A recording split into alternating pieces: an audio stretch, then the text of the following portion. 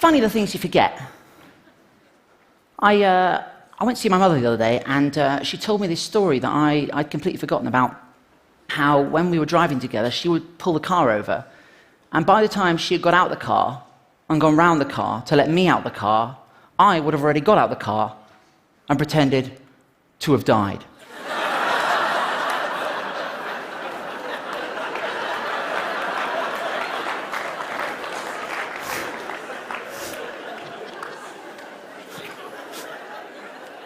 Because that's how you die. And I remembered that was a game I used to play with myself to entertain myself whenever I was bored or frustrated. Settle down. People say we live in an age of information overload, right? I don't know about that, but I just know that I get too many marketing emails. I got a marketing email from a supermarket firm, which will remain nameless for predominantly legal reasons, but which I'm going to call Safe Mart.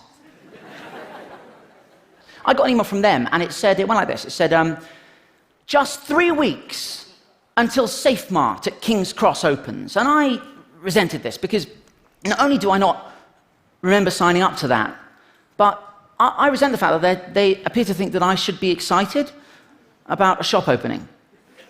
So what I did is I scrolled down to the bottom of the email and I pressed unsubscribe.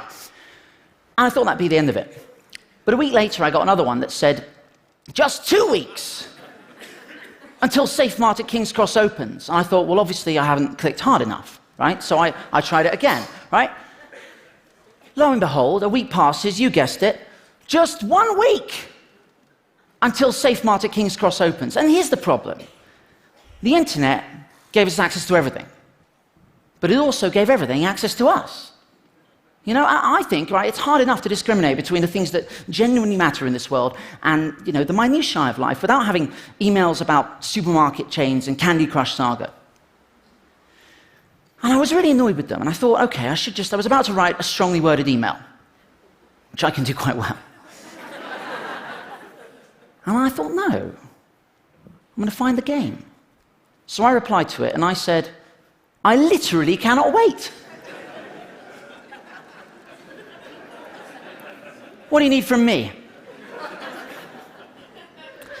They go back to me, this guy called Dan said, hi James, I've asked a colleague to help me with your query. Like it needs help. I said, what's the plan, Dan? I'm thinking fireworks, bouncy castle. I'm not sure what you mean. I said, I'm just tremendously excited about the opening. Do you want to put the bouncy castle, or shall I? He said, I think you have misunderstood. A new store is opening, but there is no celebration plan. I said, but what was all the 3 weeks until 2 weeks until emails? I was getting excited. I'm sorry you're disappointed. I said, not to worry.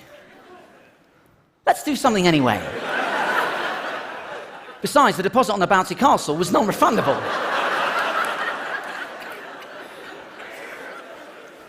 If we don't use it, we're out a few £100, Dan.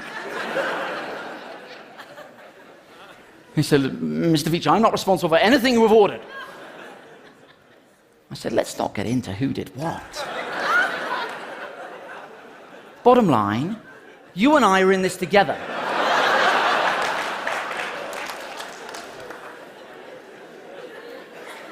Question, would you be there to make sure people take their shoes off?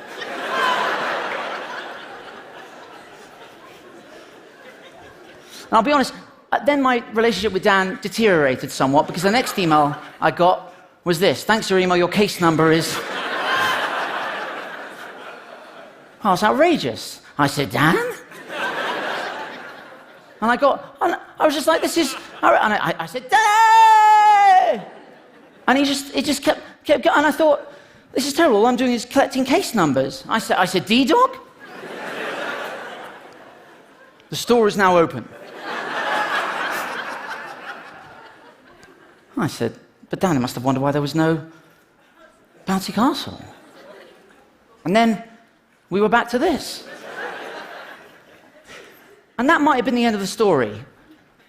But I remembered that anything, everything, even something as mundane as getting out of a car, can be fun if you find the right game. So, this is what I replied.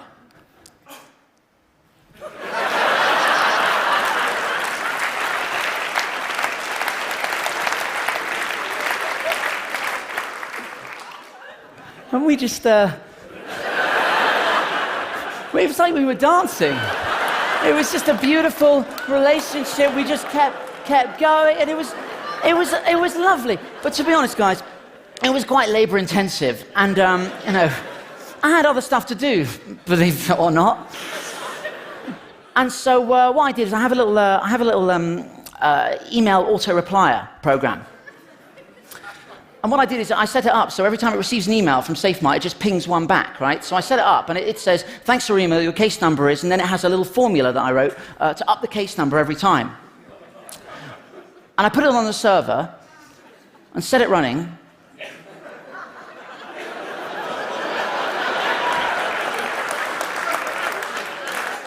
I'll be honest, guys, then I forgot about it. I checked back on it the other day, and it appears there being a number of emails going back and...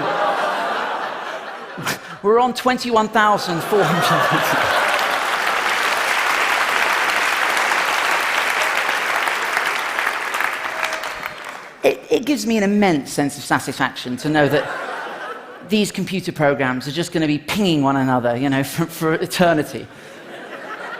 And as legacies go, I don't think that's bad. So guys, just remember, right, if ever you feel weighed down by the bureaucracy and often mundanity of modern life, don't fight the frustration. Let it be the catalyst for whimsy.